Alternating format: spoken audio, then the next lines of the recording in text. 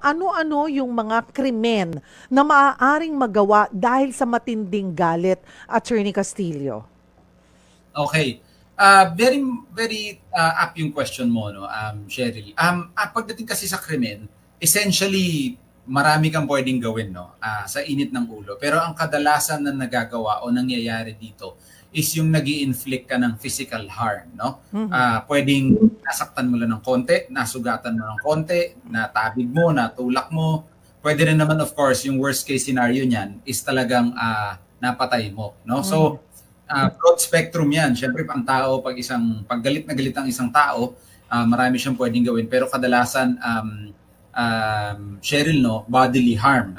Nag-i-inflict ng bodily harm. Pero, meron din naman, no, sa tindi ng galit, kung ano-ano yung nasasabi. Wala man bodily harm. Kunwari, bumaba, nasasakyan, gaya ng sabi mo.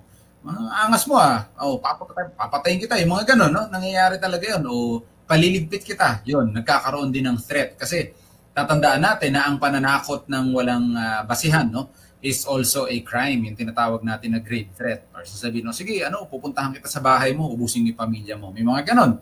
So, hindi man siya umaabot sa physical harm, pwedeng magkaroon ng threat. So, kadalasan, Cheryl, broad yan, no, mula sa threats, sa pananakot na may gagawin ka doon sa isang kinagagalitan mo, all the way sa actually may gagawin ka. Pwede mong masaktan ng physical, pwede mo rin namang masaktan all the way, no, hanggang sa mapatay yung tao. Yun yung, of course, yun yung pinaka-unfortunate na pwede mong magawa ng dahil sa galit.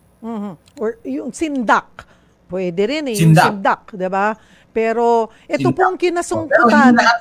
Go ahead. Sorry, Cheryl. Go ahead. Idagdag ko lang, no? Hindi naman kasi lahat din ng, halimbawa, nagkaroon kayo ng confrontation, nagkamurahan kayo, pero beyond that, wala naman talaga kayong sinabi or wala namang ginawang physically. Hindi din naman yun automatic na crime yun, no? Pero may certain levels of things na sasabi mo na maaaring maging krimen or certain acts na pag ginawa mo maaaring maging krimen because of out of anger. And siguro mamaya pag-usapan natin ng mas malalim, Cheryl, no? Meron din namang anger na pinagtatanggol ka mula sa pagiging isang krimen yung ginawa mo.